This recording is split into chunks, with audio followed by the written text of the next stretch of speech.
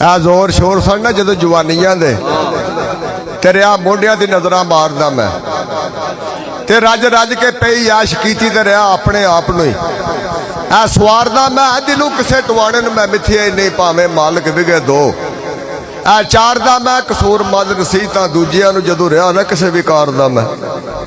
ते फिर बाबे ने आख्या वे मैनूं पे ते मैं ही भुगतने ने